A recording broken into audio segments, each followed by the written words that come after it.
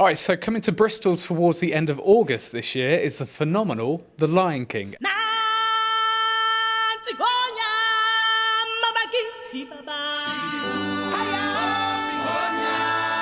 So you've been involved with The Lion King since basically day one. Since day one. I started on The Lion King in November of 1990 when it was a 4-page treatment of a story about a war between lions and baboons called King of the Beasts. There was no music. Most of the characters that you see today weren't actually in it then. To see it develop into this just worldwide phenomenon, how does that feel for you? Well, it's an interesting thing. The biggest lesson for me, working with artists, actors who play it, as well as Julie Taymor, who created it, is that there's a classic axiom in the theater that nobody knows nothing. And The Lion King is a real proof of that.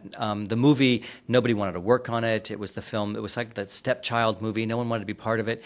But I was from the theater, but I was working at Disney making movies. And when Michael Eisner, the then chairman of Disney, said, let's make it into a stage show, again, it wasn't an idea that people embraced. And even when we got close to taking it to Broadway, people thought it wouldn't work. So people had doubts about the movie, people had doubts about the stage show. But there's a truth inside The Lion King that has always emerged, and that's the story of Simba, about Simba taking responsibility for himself, believing he's made a mistake, trying to set the things right with his family, with his community, and accept responsibility. And that universal message has always propelled it. It's the circle of life, and it's rules that all. What are the challenges of taking it from the London West End, where it's a static stage, to actually touring around the UK? Well, we began working, actually, after the London production opened at the Lyceum. Julie Taymor, myself, Richard Hudson, our genius set designer, we began working right while we were getting London up to figure out how we could take this show anywhere in the world on tour. And we have crafted a version of the show which, scene to scene, looks exactly like what you see in the West End, but how then it can go out of a theater into many, many lorries, move to the next theater, and load in.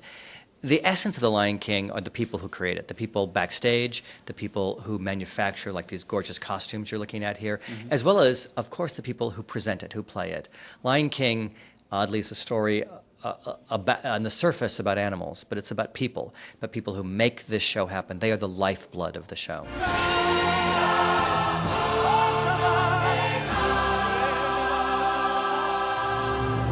Jonathan, what's it like wearing the Simba costume for you? Well, it's actually funny. A lot of people come up to me and they say, "Oh, that must be so heavy," but it really isn't. And the creation that Julie made, it was basically built out of carbon fiberglass, if I'm correct in saying that. And what that does is it allows them to mold it into such a beautiful piece of artwork, but then it's very light.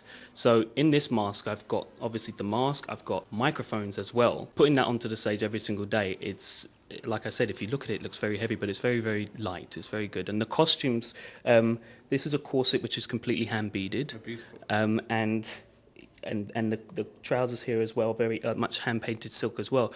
And I think what's great about The Lion King is not just the beautiful story and everything that goes into that, is the amount of care and time and work that goes into creating everything that all amalgamates together to make it this beautiful piece on the stage. Nothing has been cut short or cheapened or anything like that. It's all the time and effort is put out there for everybody to get the brilliant experience that they got in Broadway in the first night, they got in London in the first night. And again, when we come to Bristol, they get the same 100% authenticity coming here into Bristol.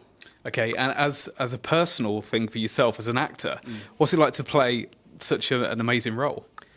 It's very, very humbling. It's absolutely amazing. And for me as an actor, I think to go on stage and to look out there and see the audience members smiling or crying or even nudging each other and pointing and singing along with the songs that everybody knows, it's such a great feeling, because you know that you're touching somebody. You know that all the hard work that you're putting in is actually being appreciated. And it's such a great feeling to have that every single night.